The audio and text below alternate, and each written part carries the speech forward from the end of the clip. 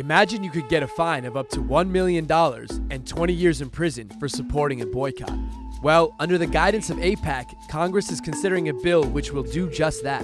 The aim of the bill is to make it illegal to support the BDS movement. It already has nearly 300 co-sponsors among Democrats and Republicans in both houses. But what is BDS? And why is everyone making such a big deal over it? BDS, or Boycott, Divestment, Sanctions, has three stated goals. 1. Ending the Israeli occupation and colonization of Arab territories. 2. Recognizing the rights of Palestinian citizens of Israel to full equality. 3. Allowing Palestinian refugees to return to their homes and properties as stipulated in UN Resolution 194. The movement emerged in 2005, 3 years after Israel began construction of an illegal separation wall, and a year after the International Court of Justice told Israel that building the wall on occupied Palestinian territory was illegal under international law. They call for a boycott of Israel as a form of nonviolent resistance to the occupation. Israel remains in violation of several United Nations Security Council resolutions relating to illegal settlement activity in occupied areas. Today, BDS is an international grassroots movement led by the largest coalition of Palestinian organizations with many celebrity supporters, including Desmond Tutu, Angela Davis, Roger Waters, President Evo Morales, Stephen Hawking, Adolfo Perez Esquivel, and Russell Brand. The movement maintains that it is an inclusive, anti-racist organization committed to human rights, which opposes both anti-Semitism and Islamophobia. However, the movement has been targeted by lawmakers, particularly in the US, UK, and France.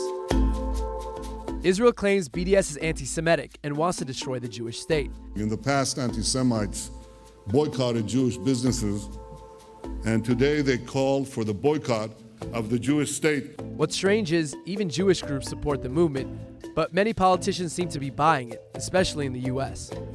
In 2016, New York Governor Andrew Cuomo signed an executive order that stopped the state of New York doing business with companies and organizations that support BDS.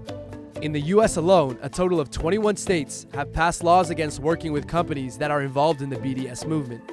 Similar legislation has been considered in Britain and in France. But many feel that this has nothing to do with anti-Semitism and think that the move hampers free speech. They argue that their personal views on boycotting Israel shouldn't be interfered with by the state. These voices have expressed concern inside and outside Israel, as criticism of Israel is more frequently labeled as anti-Semitic. But critics of BDS also have another concern. Here's the US ambassador to the UN saying Israel is being unfairly targeted. How tragic is it that of all countries in the world to condemn for human rights violations, these voices choose to single out Israel? And here's world-renowned human rights advocate Naomi Klein's response to that. The question is not, is Israel the worst state in the world? That's not what anyone is saying, and it's not true. The question is, what do you do when a people under illegal occupation come together and chart out a way for the rest of the world to express their solidarity and support them? The movement has had some successes. Many companies, including Barkin Wines and SodaStream, have stopped operations in occupied territories. G4S has left Israel completely. And the World Bank reports that Israeli imports from Palestine have decreased 24%, due in part to the boycott. Israel now recognizes BDS as a strategic threat and has committed a ministry to countering BDS. So does boycotting Israel make you anti-Semitic?